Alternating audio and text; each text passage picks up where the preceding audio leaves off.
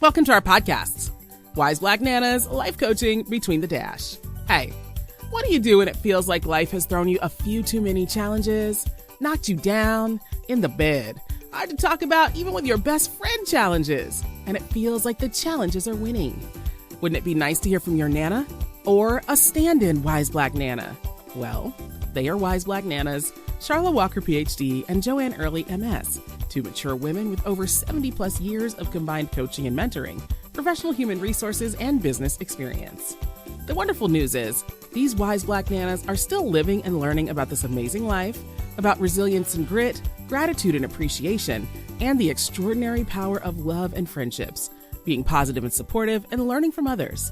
Welcome to Wise Black Nanas. Let's listen in. Welcome to Wise Black Nanas. I'm Dr. Sharla Walker. On our last program, we talked about the strong Black woman, both from a negative and positive view. This program is about claiming our worth and then adding a text that goes along with that. Thank you. Welcome back. I'm Joanne Early. And in this program, we're talking about more between the dash stuff. We're talking about self-worth. Well, there was a quote from Oprah, that said, only make decisions that support your self-image, your self-esteem, and self-worth. And I know what you're thinking. Heck, if you're Oprah, of course you can say that. But I think Oprah is really a good example of anybody who has shared struggles with self-worth. Remember all those diets and the self-doubts about her work, in the media, her appearance and her hairstyle, whether she should get married or not. In that Oprah quote, I think what she tapped into were just a lot of those self-words. And guys, since Oprah made that quote, there's been all kinds of self-words that have been created. Self-love, self-respect, self-confidence, awareness, acceptance, compassion, reliance. They just go on and on and on. And we kind of think a lot of them are related, maybe interdependent on, or built upon each other. A lot of self-words. So what we're talking about today is self-worth, because we also think that it is really part of our infrastructure. It's in our makeup, and it shows up in our interactions with others and ourselves. So much of how we turn out in life, we think is rooted in self-worth. So why are we talking about self-worth? Well, our response is that, why not talk about it? We've talked about a lot of other things, so we may as well talk about this. And there's a lot more of our lived experience coming, things we're going to be talking about. So let's think about just the word itself, self-worth. We're talking about something that we can completely own. I don't know about you, when I think about worth, I think about value. Like the Wise Black Nanas thing. Being a treasure trove. Treasure trove, you think there's some money, there's some gold, there's something in there of value. Always. Anyway, you're right. Anyway, so, what is self-worth? What's a simple way we can think about it if we're thinking about its relationship to value and valuing ourselves? It is really something that we think of when we think of ourselves. It's how we treat ourselves, whether it's with respect, compassion, and kindness, and also how we treat others around us. We think when we have high self-worth or self-value, we don't care so much about what the quote they think. You know how we're always concerned, God, I wonder what they think about this. I wonder what they're saying about this. Well, we don't really care so much about what others think when we have strong self-worth. The opinions of others just aren't that important. I think we're being truer to ourselves. And when we say, I'm okay with that, you can really mean it instead of saying, yeah, I'm okay with that. And you've got all this maybe inner talk or inner dialogue that's the very opposite of that. So we added a little add the tax, and that was Dr. Charlotte's idea. Said, hey, we're going to talk about self-worth, and then we're going to ask our listeners, then add the tax, because when you buy something, you almost always have to pay some extra. So we're going to ask you to heap on a little extra self-worth. So again, that's why we're talking about this. So, hey, Dr. Charlotte, tell us a little bit more about what self-worth is not. Well, I think our lived experiences between the two of us can really put some examples in our head. I think one of the things that I learned is that we're not our jobs. We have a craft, we have a knowledge, we have skills, but we are not the position. And I think that sometimes we are so engrossed or in a competitive mind that we think we only need to live for our jobs. God, yeah. And nothing else matters until something happens. Right. And then we realize that the employer really doesn't value us as much as we value what we want to give them. Got that right. So, again, what we do is not necessarily who we are. A lot of times we are doing work or supporting others because it's the right thing to do. Mm-hmm. You don't have any passion behind it. You don't really believe in it, but circumstances such as I got to feed my kids, so I'm just going to do this and until something better. Our outward appearance is really sometimes an issue for strong Black women. They're seen as being aggressive when we just want to question. We want to answer to the question, why? And it's very simple. Why? And, you ask questions and then you become the angry Black woman or the aggressive Black woman. So that's a blow to our self-worth as well. We can't provide the basic needs for us or others if we don't have housing, food, and other essentials of life. So if that's a struggle, there's this recording, and I think Joanne and I refer to it about this recording in your head that says, you could do better, you could do better, you're not worth this, you're not worth that. That's what your life is, such a thing. So, or you could be in a situation where you are constantly berated or talked down to in social media. Social media today can illuminate your life or destroy it. Depends on how engaged. And we can see some of the celebrities that ride it for a while, and you say one word, and you're canceled. Yeah. So how do you come back? Yeah. And we're not saying that I think we're not saying that social media is bad, because it has provided a lot of opportunities, especially for women and minorities, to start businesses, to get their word out, to be heard, to speak to certain audiences.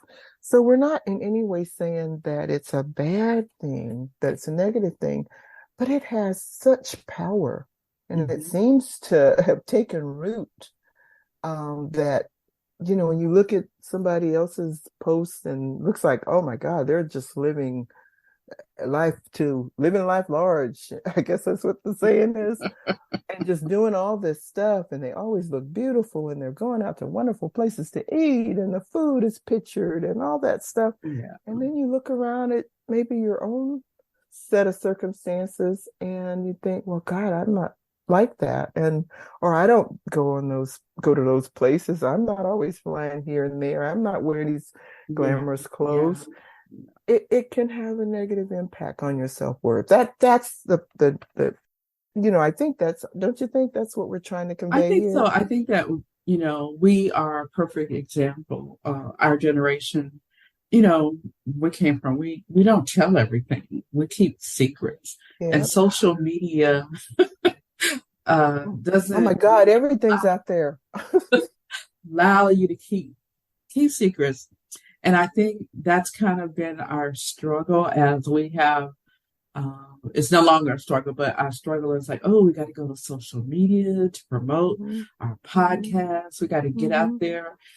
I don't have IG, I don't have TikTok and all that. And do we want our business out there? Well, because of what we want to share, we do want our business out there. Right, right, So right. our mindset has changed on what positive things can happen Mm-hmm. um, Mm-hmm. to baby boomers like us with social Yeah, media to get yeah, our because product out to everyone. So, right, because I don't know, without having the ability to do a podcast, I don't think we'd be doing a radio show or a TV show, you know? We're just two everyday Black women that want to share information about our lived experience. But that's right. why, again, we think that it's a double-edged sword with social Yeah, media. And it's a struggle, I think, especially for young people today, just knowing the difference and being aware of the impact that it can have on how we feel about ourselves and the things that we do as a result of that. I'm sorry for cutting you off no, there. no, no, no. That's quite all right. That's information because that is a part of what we continue to learn. Yeah. As we have embarked on this very, very passionate project of ours, which we love, we have learned to kind of change our mindsets, listen to some other generations to make Mhm. sure that what we do is wholesome and can be seen as useful by a multiple different generations. Mhm. That's our Mhm. hope. Mhm. So we are going into social media, um, not so reluctantly anymore. Not with our hands tied behind our back and No, being dragged into this. We've learned some new things and some exciting things, and we've learned how we can turn this into positive experience. So, right. we've probably beat that one a little as much as we need to, huh? Yeah. So, so what Um, about Joanne? About talking about the underdeveloped and marginalized. What are your thoughts that we could share? again, I thought it was important to just comment or just say a couple of things about sometimes what is it that when we're feeling maybe not so high on self-worth, it's the times that we feel like our opinions don't count or we're not tapped for the jobs or the assignments or the next big promotion or whatever. Those can be some times when our self-worth really takes a beating, really, really takes a beating. And I don't care whether we're strong Black women or not. That has an impact on you. I remember, God, I was working, for a company that we both know well.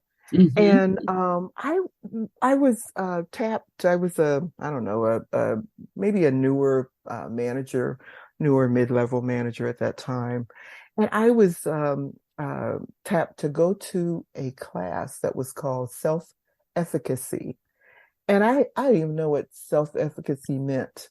But I read, the brief of the class, and then I remember my boss at the time, who was a Black man, told me, he said, "Hey, this is a class for minority managers." And we had just a wonderful conversation. And as we were preparing for this program, some of that conversation came back to me. But as I said, I didn't even know what self-efficacy meant at the time. And what this company was trying to do was uplift and show minority managers, Black ones especially, that we had a lot of value and that we brought something to the table. And that while the history had been that we weren't promoted as much, or we might have been undervalued and underutilized, that they as a company were very interested in how they could support, our efforts. So this whole class was about looking at our own abilities, looking at our own strengths, looking at our contributions, and understanding fully where we fit in the roles, in our jobs, in the departments, within the company overall, and kind of letting us know that we didn't have to be somebody else. We did not have to be somebody else. There was some very frank conversation, in that training, and conversation that we assured would stay in that training and not necessarily find its way back, back. Because a lot of times we don't want to share stuff because it's like, I don't want everybody, my work group to know that I was in here, Right. saying X, Y, and Z or whatever.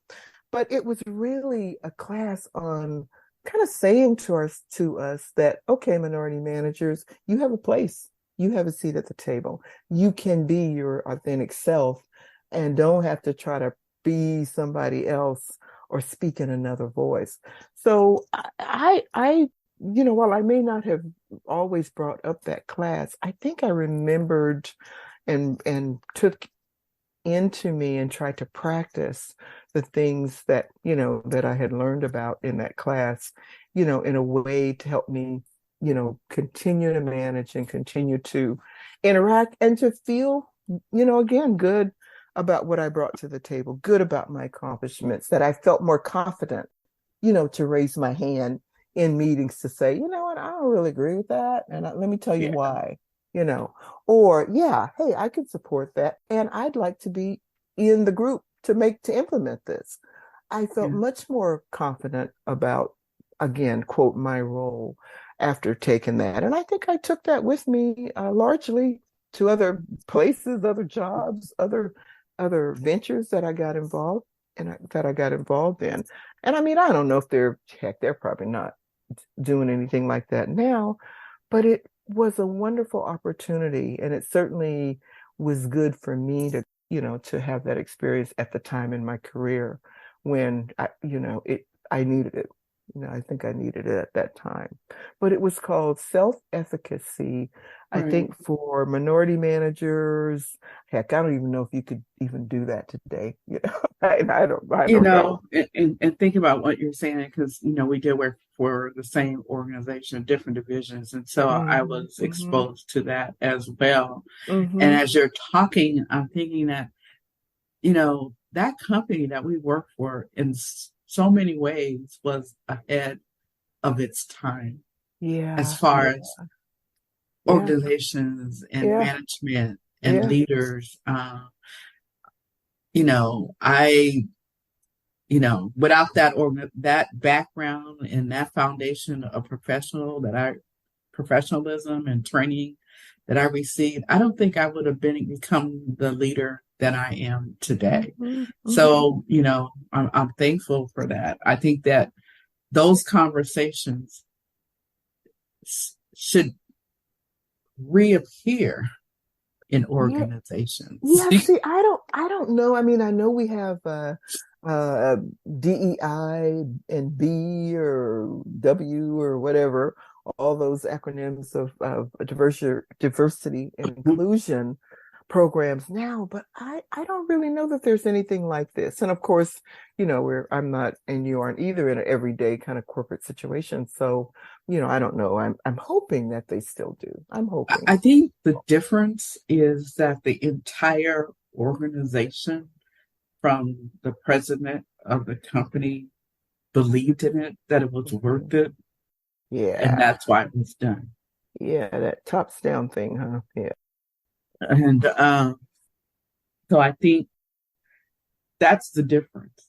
To get that kind of commitment now is very difficult because I think the organization saw the value in minority, Black and brown managers and leaders helping the organization succeed.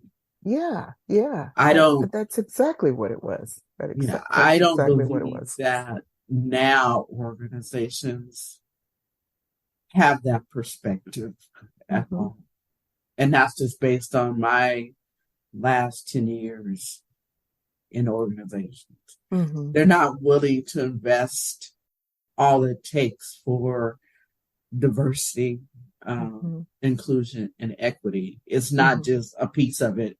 You have Mm-hmm. to fully commit, and no one's really ready to commit or spend the money. Mm-hmm. My opinion, of course, based on Okay. It's our podcast, so we absolutely can give our opinions. Yeah, I read a lot. I read a lot of stuff on DEI, and I don't know. It just seems to be something kind of different. But I am forever hopeful. I am forever hopeful that not just brown and black or minority managers, but all employees would get something out of inclusion and diversity programs. Because, I happen to think it ain't for the minorities, it's for these other folk, it really yeah. is. So, anyway, our opinions, our opinions. So, let's see, let's circle back to talking a little bit more about, just how do we recognize Yeah, when maybe I our was just going to self-worth ask you isn't as that strong? question because how do we recognize that that this is happening? What are some things or signs that you know? So how do we recognize when maybe we're at our lowest point, or we really need to have some awareness Right. about what's going on here? Why am I feeling this way? Why am I questioning myself so much? Why am I doubting what I'm doing? How how did I even get here? Um, we need to think, what are some strategies I can use to build self-worth? How can I, how and what can I do to pull up that self-worth when we need it, the most? And then what do we do to quiet that our own inner critic, that recording we call it, that's going overtime. It's an overdrive. Just how do you quiet that? How do you what do you do about those things? Again, these are all the reasons why we're talking about self-worth. So back, just circling back a little bit to the workplace. And, Dr. Sharla and I in no way want to downplay the importance of our accomplishments, because that's many times our life's work. The many degrees and the certifications and all those classes and all those Woo, things that child. you've worked very hard to accomplish. We're in no way downplaying any of that. But again, we want to emphasize that because decisions are made at work, they don't necessarily have to deplete your tax bank. They don't have to deplete your self-worth quotient. Because sometimes some of these things that we don't get or we get or whatever, we find joy and fulfillment in our jobs, in our professions. But God, we're so much more than our jobs. And jobs, it's kind of like relationships, come and go, come and go. Many Hmm. times without warning a change, just like your spouse, significant other, or friends can just say, hey, this ain't working out. Or you might be saying hey, this ain't working out. That happens at work too, because you got layoffs. Heck, you could have a layoff of a relationship just like you could have a layoff at work. Or terminations, you can terminate the relationship. Positions get eliminated, rearranged, downsized, or you in charge of it, the decision yourself. You can retire, get a new job, change companies or professions. So we are not just that job that we have. And I think so many times that's how we see and how we define our self-worth. And like we've said before, there's so much more to us than our jobs, our positions, or the work that we do. I always think it's so sad sometimes when you hear of somebody that's passed away and the talk is, my goodness, she worked for 60 years or 50 years or 45 years doing this. She was just, I mean, never late, always there, just always right on it all the time. Her whole life was this job. And then after Wow. the person retires, they really didn't have a life. They Right. hadn't kept up their friendships. And unfortunately and sadly, sometimes they succumb to an illness and sometimes even die, or go within themselves. Yes, hey, you heard from so and so? No, she's not in touch or whatever. It's just we're more than those 8 or 10 hours that we spend doing work, and many times it's work for other people. Mhm. Yeah. Um, oh, Lord, when you talk about work and you talk about relationships, they're both jobs. Yeah. And some And of us quit earlier than others. yes, we do. Or some of us don't quit soon enough, Yeah, there is that too. Yeah. So I can say that I never desired to work and just, you know, till I didn't have anything else. My goal was to retire at 40, buy a red Corvette in a condo, A red Corvette. a Okay. red Corvette. Don't ask me why. Hey, I And love just it. and travel I and love that. travel and free. I love that traveling part. Well, unfortunately, that didn't happen. My daughter passed away, and then I got a 2-year-old, so that changed my whole whole whole Yeah. dynamics of what my life was going to be and how I was going to retire.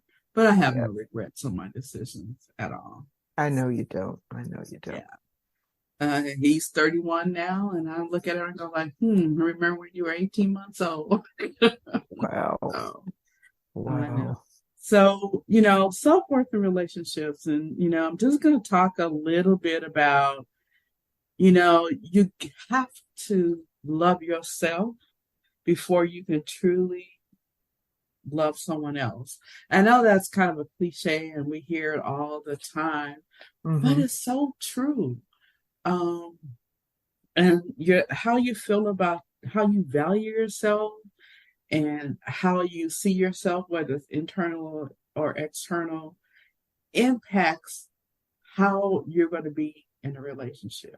I can say that Yep. now because, I'm older, I'm more mature. A lot of things that I went for when I was 20, 30, and 40 have no significance to me at 70. Uh, and sometimes we let those relationships determine our self-worth. We forget about what our foundation has been, maybe from our elders or, people in our community that have given us, when we were growing up. Um, the personal relationship should not define you or your self-worth. Okay. And, Yep. you know, guilty, guilty, guilty. What you Well, will and will not accept in a relationship, guilty. that's huge. That's a really Yeah, huge that's, impact on your self-worth and right it's all, there. we talk about relationship, but this is also a work relationship, what we will or will not do in a work relationship as well. Yep.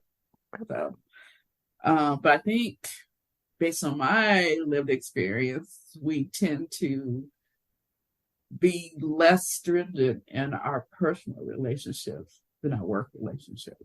So, for all of us who had experienced divorce for whatever reason, there is a time when our self-worth can be at its lowest. Even if Absolutely. we are the ones that initiated the divorce, not to bring up any past memories or experiences. I just kind of want to share a story, and I just want to just say that, it may trigger some folks in the audience because it definitely triggers me talking about it, but I think it's important that I share this. Whew, okay. I was in a marriage where my self-worth was constantly questioned and distorted. I was married to this man who was overbearing, controlling, narcissistic, and who had illusions of grandeur. And those words actually stuck out to me because they were on his military discharge papers. And what that is, it's a delusion that is false, that is a false belief that a person is more than what they are, and that no one is superior, no authority, no person, thing, whatever. They were the it. Wow. I won't say the word. Wow. So no matter what. So this relationship started with a celebrating, I don't know what birthday, celebrating out with my lady friends, celebrating my birthday. Saw this person across the room and, Yeah, made we all eye have one of those contact. stories. Okay. All right. That's okay. Made eye contact, So, we're celebrating, having a good time and whatever.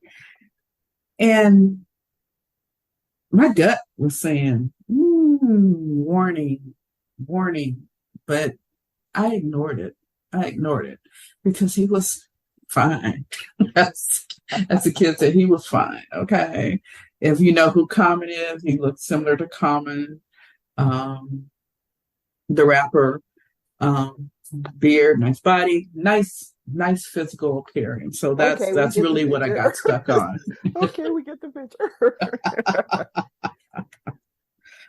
So I just, we continued and we, start being together. And then, those red flags that I kind of pushed away, they begin to come out because, I asked him, he used to wear this keychain that was about 2 feet long and had keys. And I go like, what is that for? And he was very proud to say that these are the keys to all the women that I have, and I can go to their house at any time. Red flag. So I'm saying in my mind, he don't need all them. He got me. He has me, and I'm gonna do whatever I can to make sure that he doesn't stray. Right. Wrong. Wrong. This individual was narcissistic and just no matter what type of achievements I had, whether they were education or a promotion, he would be in a celebration with everyone. But he would always get me in a corner and tell me, you're not worth anything. This, what you've done is nothing compared to me. You'll never be as good as I can be. Talk about just a blow to your head and to your heart about trying, like, I thought this was a good thing, Right. But, that was continuous. And then it resulted in worse because then, of course, the parade of women at my house, at my door, on my phone, constantly just was just emotionally just tearing me apart. Absolutely. And I still hung on to that thought of, if I could just be better, if I could just be better, he would want me 100%. And I don't, I don't, I don't know what let me get that low. I don't even think, I can't even call it love at this. Mm-hmm. Mm-hmm. You know, maybe it was trying to prove something. I don't know. But then it got really dark, and that's when the verbal and the physical abuse increased or got more consistent, Mm-hmm. and just the emotional trauma of hearing horrible words and not being told you're not worth anything. You know, I don't care what you do. You can lose 100 pounds. You could change your hair. I'm still going to do what I do. I'm going to have all the women I want to have because that's who I am. You know, I'm the king. That's not what he said, but more or less because of the illusion of grandeur, you know. Right. And, you know, it got to a point where he drew a gun on me consistently, regularly, doing drinking, you know, vodka. Is it vodka? No, gin. Okay. This man would consume a gallon bottle of gin every other day. And I was like, okay. So when he would get angry or something wasn't going right with something outside the house, I get the gun pulled on me, telling me I could just shoot you now. And then finally, I just said, the last time that he did it, I just walked up to him, grabbed his hand with the gun, put it at my temple, and I said, just do it already. Just do it. I'm tired. And then I became the crazy bitch. He became afraid of me at that point. And I think that's when I slowly started to like say, I don't need this in my life. I am worth more. You know, the foundation that my grandmother, my great grandmother gave me of what I can do and what I can be, it is still there. Why did I let this individual, based on how they look, come in and destroy my life? So, you know, the marriage eventually, I mean, I got a divorce, you know, sent the divorce papers to him and his whatever lady it was at the time. And he was actually angry that I was divorcing him. Like, how dare I? How dare I divorce him? You're free. I don't need this anymore. And it was just a turning point for me to know that I was worth something. To not, maybe not to him, but to me, to my family, to my children. And I needed to do better. And I needed to do better. Absolutely. And I just removed myself from the situation. Okay? And the lesson in that is that don't let looks deceive you, and don't accept that first, second, or third drink.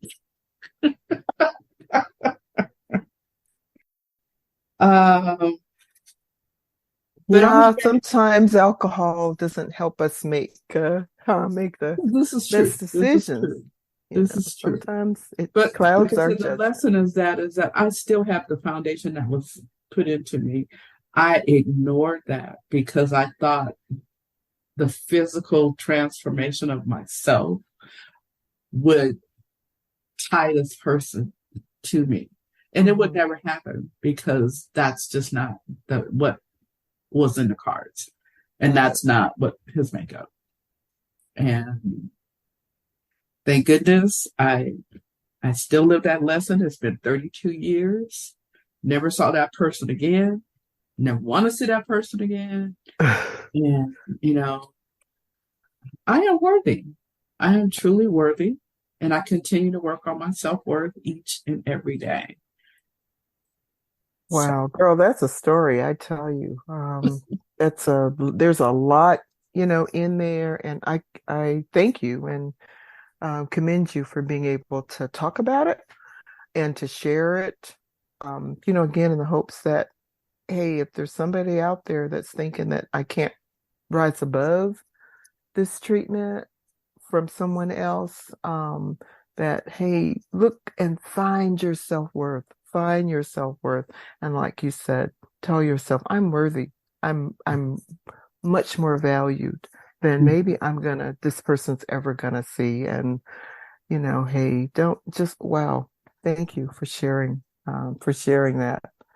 Of course, we've known each other for a long time, and I've heard, but again, every time you hear a yeah. story like that, can't help but be affected by it. Mhm. Very, very affecting. So I have a question for you, Joanne. Can you really develop or grow self worth? If so, how? Well, I think you can, and certainly some of what you just related to in in the story that that you told is probably one way that you can. But I think it starts with just awareness, just trying to figure out what is it that's going on? Why am I, quote, dependent on someone else's opinion of me? Because remember when we were saying what Right, self-worth is and right. isn't, it's not the opinion of what somebody else thinks, it's what you think about yourself. And it Right. sounds like at some point you reached deep down and found that. Now, whether you were just tired of the behavior, or you decided that I don't need this, you Yeah, know, you may not have been calling it self-worth, but you reached down and you found that, and it yeah. made you stronger and made you able to, to go on. But yeah, I think you can start by certainly learning more about self-work, how it impacts your life, whether it's at work, whether it's, family life, or your relationship with others, uh, or relationships with your children. I think we just have to learn how to be a little more authentic and find fulfillment in, the things that we do, the things that we care about, the things that we value. Treat ourselves with kindness and Yeah. compassion and respect. Yeah. I think other thing is tolerance level of Yeah, how much is too much. How much is yeah. too much. How And I much think is at the how much point is that I walked up and just put the gun and said, please just do it. I was tired. hmm But I also knew deep down that he didn't have the courage to do it because I, I, I just, I don't know what it was. I knew he was not as tough and Mac Daddy as he thought he was. right, right. So Now we're not at that encouraging time, we're not encouraging anybody out there to do the same thing. I want to be oh clear no, about that. absolutely not. That was just what happened to Dr. Charlotte in her situation, and what she knew because she was living in that Mhm. situation. So, that whole, I think again, that whole inner critic thing, because I can't imagine what your inner voice was talking to you and saying to you at that time. You probably had a lot of push and pull, you know. Hey, if you stay in here and hang in here just a little longer, and like you said, you lose that weight or get that hairstyle or whatever, things will be okay. But on the other side, it sounds like you finally listened to a stronger voice, your Right, own right, voice that right. was telling you you do have I was value, you enough. have worth, I that was you enough. you are enough, and that you're worthy, that Yeah, you're worthy of love. It may not have been love from that individual, but you're right. worthy of love and worthy of loving yourself more than allowing yourself to remain in this situation. Mhm. You did it, and hey, I'm you use the term you felt like you were destroyed. Well, I'm here to say you might have felt like that at the time, but look at you now, baby. That old term. Look Well, at you thank now. you. Look Thank at you. you now, baby.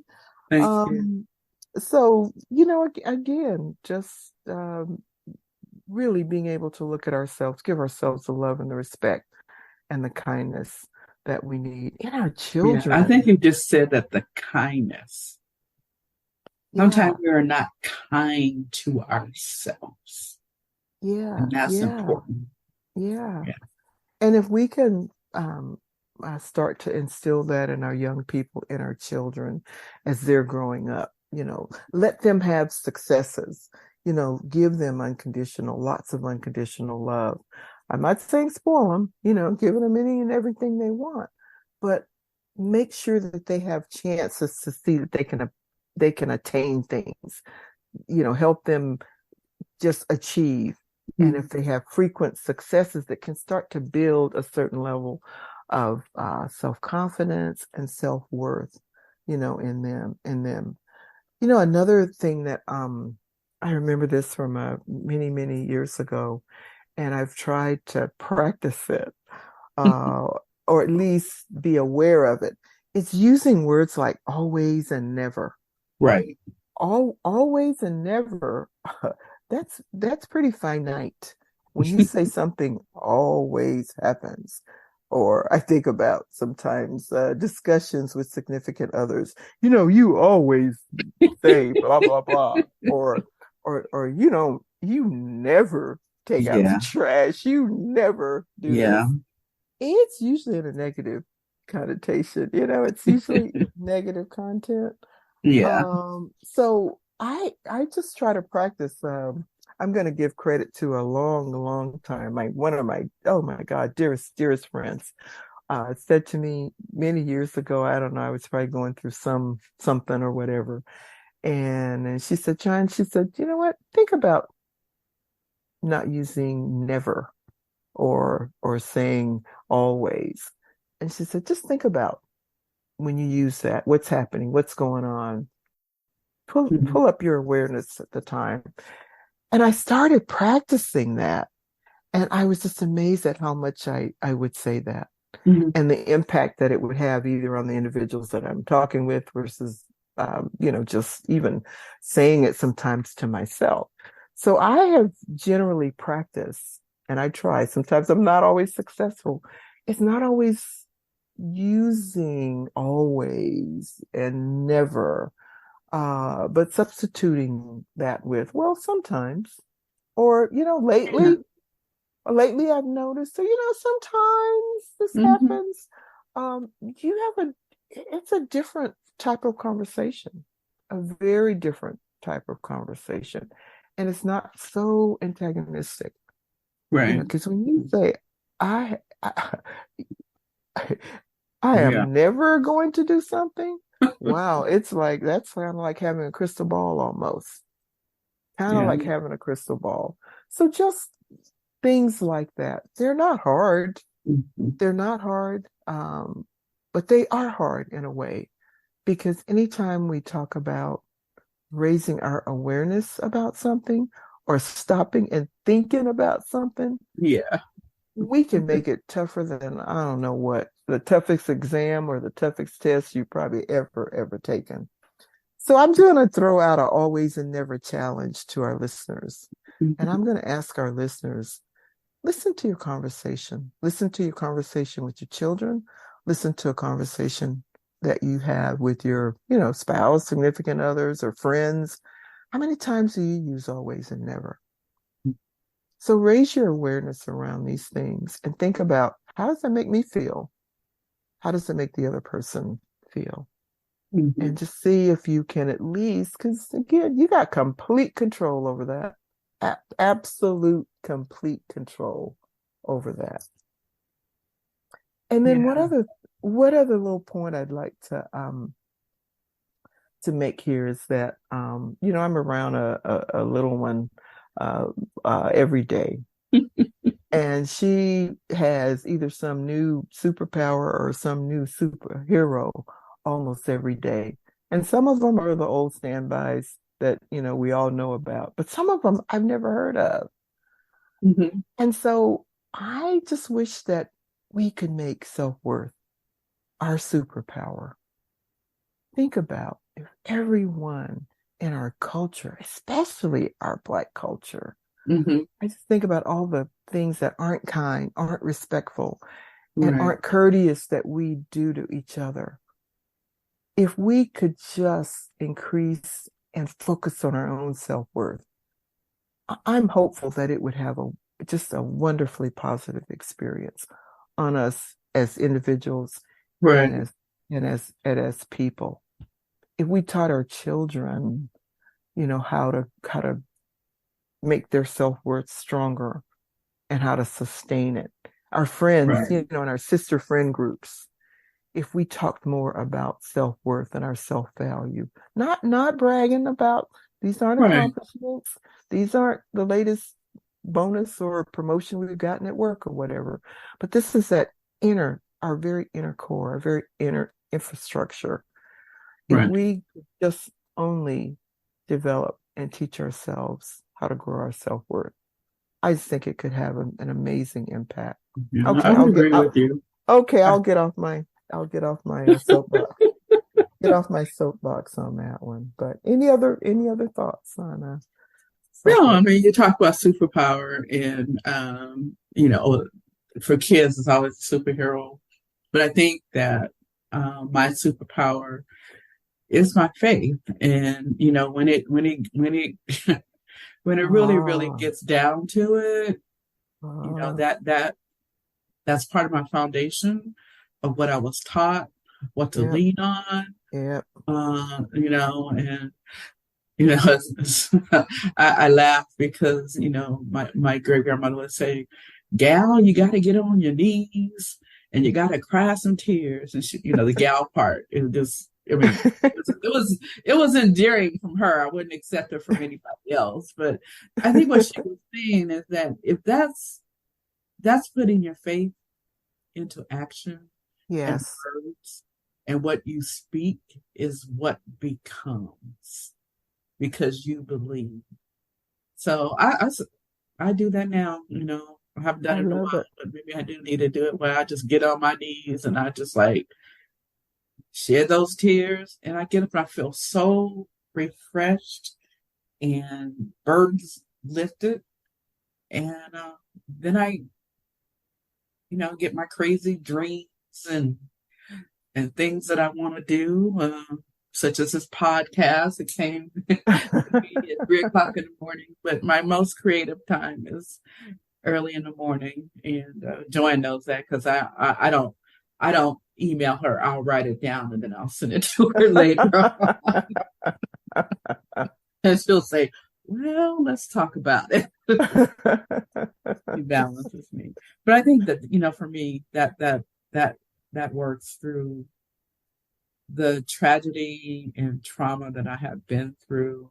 Yes, yeah, Um, you know, there was a time, after my son passed that uh, it was a struggle. It was a struggle yes, to like, yep, I questioned a whole bunch of things, yep, whole bunch of why me? Why did two of my children have to die? But anyway, that's another story. yep. So, um, Well, again, having your faith, as your superpower, I know it helped you through. I know it helped you through. And again, what you just spoke of is another time when we need something, to help lift us and help us through those difficult periods. So hey, whether it's developing or growing our self-worth, or through having that as a superpower or your superpower of faith. I know it's a superpower for a whole lot of folk. yeah, So I know that our listeners are shaking their heads going, I'm with you, sister. I am with you. I am with you. Yeah. So, self-worth. That's our program number 4, claiming our self-worth and then adding the tax. Yeah. We hope that you've gained even one insight or heard just one little something that inspires you to learn more. In this case, learn more about self-worth and then to do something. So as we always say, and I really mean always because we've been doing it since the very first podcast, we know this podcast is not for everybody. And it is for a lot of somebodies. Yeah. Yeah. Yes, it is. We want to leave you with a little something that we think about, and we call them our Nanaisms. And our Nanaism for today is: you determine your self-worth. You do not have to depend on someone to let you know who you are. And that was by Beyonce Knowles. That's one. And then we have another one.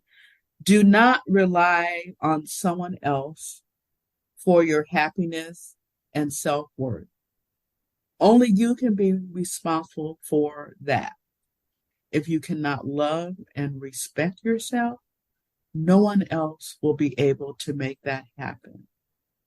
Accept who you are completely, the good and the bad, and make changes as you see fit, not others. And that is by Stacy Charter. Thank you for joining us, and we look forward to our next topic with you. Yeah, thank you. And our please listen in. Our next podcast number 5 is all about well-being and wellness. Just what is that anyway? Thank you for tuning into our podcast, Wise Black Nanas. New programs of Wise Black Nanas are on the 1st and 15th of each month. Listen in as you learn more about Wise Black Nanas, Dr. Sharla Walker and Joanne Early. They are everyday nanas. They are not famous, not celebrities or rich, well, rich in life and its experiences. We want you to come back. Tell your friends. So, look for Wise Black Nanas podcast wherever you find your favorite podcasts. Learn more about them and the coaching services they offer at www.wiseblacknanas.com.